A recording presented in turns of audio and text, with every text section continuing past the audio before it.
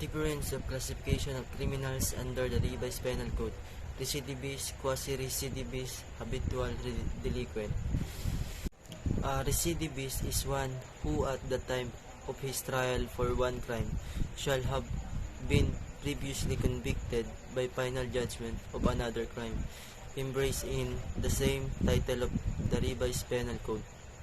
A quasi-recidivist is any person who shall commit a felony after having been convicted by final judgment for another crime before beginning service of such sentence or while serving the same.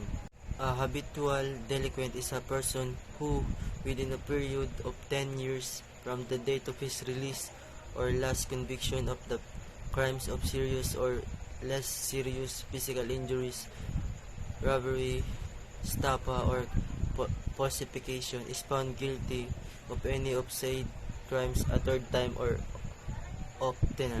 Recidivism requires 2 convictions. Quasi-recidivism requires 1, and habitual delinquency requires 3 or more. Habitual delinquency has a specific 10-year time frame, while recidivism and quasi-recidivism do not.